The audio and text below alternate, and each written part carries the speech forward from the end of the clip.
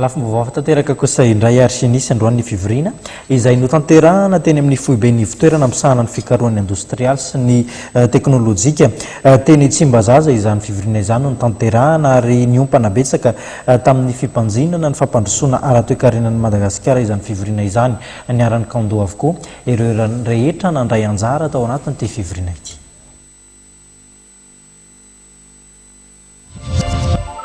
Anisany vaindondra raha entiny tala amin'ny teny Ampahany na manontolo ny teny frantsay na ny OIF ny fampandrosoana ara-toekarena tsy diso anjara amin'izany i Madagasikara. Ao anatin'izany tena ametraka ifitoerana malagasy misahana ny fampandrosoana ara-toekarena sy ny fampiroboroboana ny fandrarahana na AMDP ny malagasy. Malony izay indrindra tena napakefitra ny kirakira bebe koa ny vokatry ny fikarohana malagasy ny tompona andraikitra isan-tsokajiny.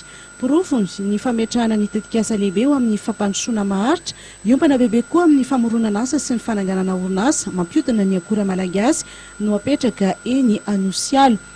Nisy ny fivirina mifandraika amin'izany izay nitondsaina androany tolakandro tena amin'ny fiobeny ifitoerana misahana ny fikarohana industrial sy teknôlôjika teny Tsimbazaza niarahana tamin'ny mpikamana ao amin'ny CNO.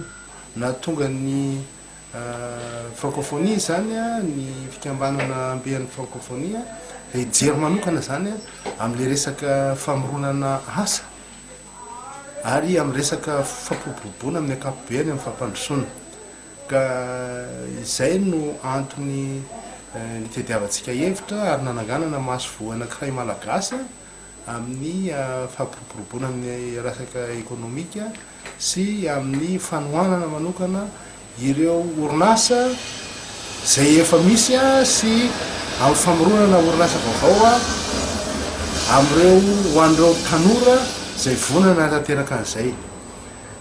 Fantatritsika fa misy fahatarana be mihitsiny isika malagasy amin'ny lafiny ara-toekarena raha oharina amin'ireo firenena rehetrarehetra francophone, raha oharina amin'ireo firenena rehetra eto amin'izao tontolo izao.